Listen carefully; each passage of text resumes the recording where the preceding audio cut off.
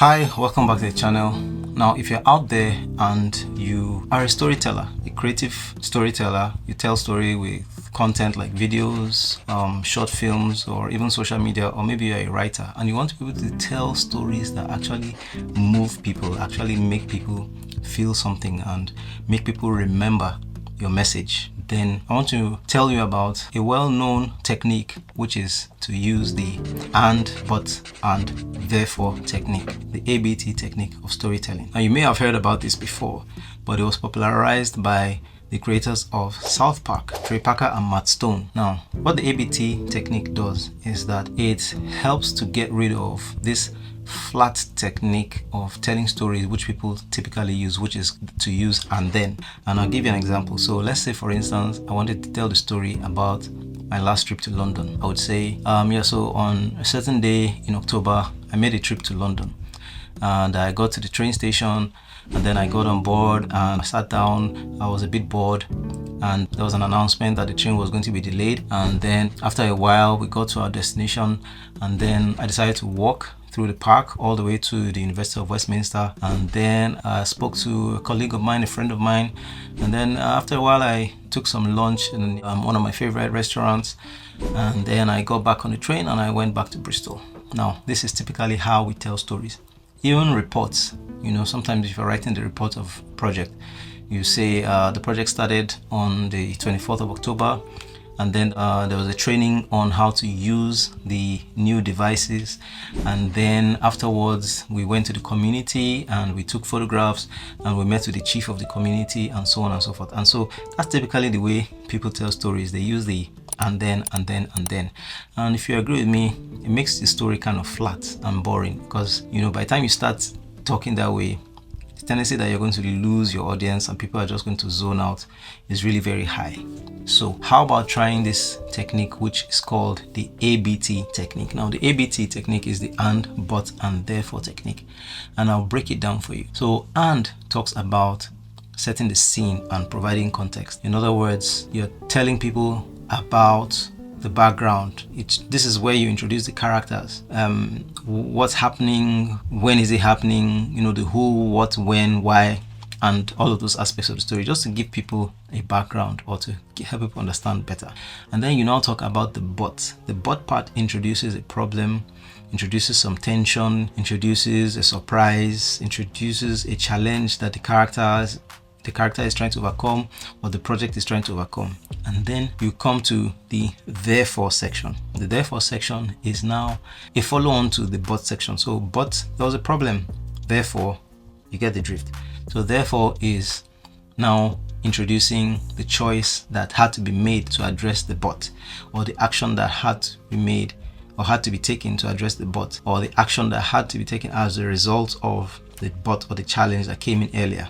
And this actually moves the story forward. Now, don't worry, I'm going to break it down. I'll give you a couple of examples. So let's take the first example now. Let's say a filmmaker is trying to tell a story about how he develops a short film and wanted to pitch it to maybe a potential sponsor, maybe National Geographic or a film board or something like that.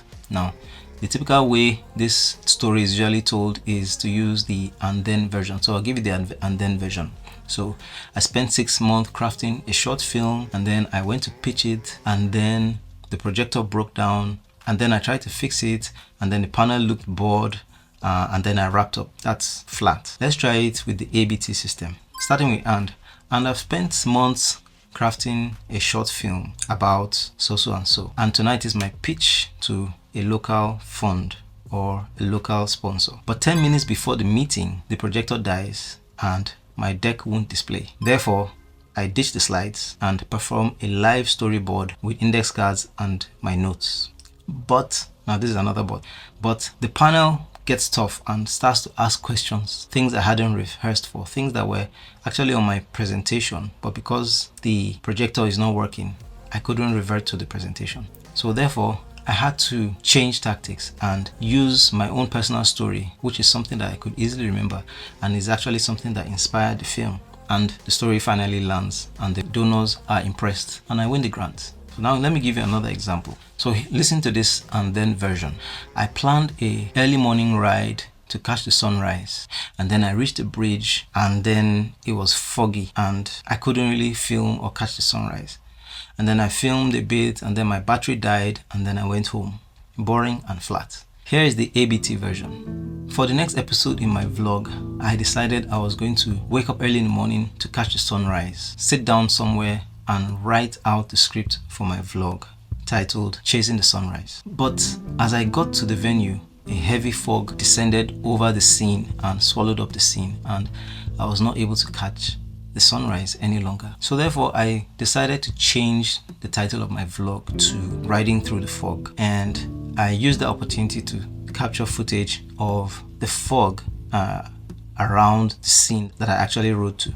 But as I was shooting, my battery died and I wasn't able to capture all the clips that I wanted to catch. So therefore, I had to flip out my phone and use my phone to capture the rest of the scenery. And I now made some changes to the script and decided to include a little section about how to film the fog with my phone.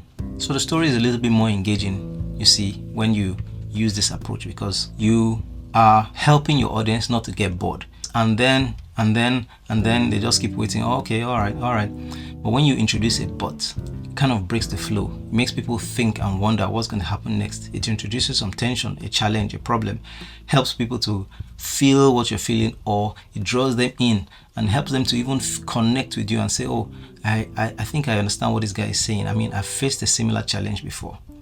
And so let's even use the example of a project report. Instead of saying we conducted a training in the community to teach people how to make solar panels for their homes, and then we got there and we visited the chief, and then we brought everybody together, and then it started to rain, and then we had to find a location. This interrupted the training, and then at the end of the day we had to give everybody meals, and then at the end of the day we were able to just do the training and we moved on. It's a story, quite alright, but it's not as engaging as the A.B.T version. So let's give it a go. For the A.B.T version, we say, and people in the community were interested in learning about how to create their own solar panels. So we decided to visit the community and conduct a training. But as we started the training, it started to rain, and all the people that we were expecting to come for the training were not able to come because of the heavy downpour.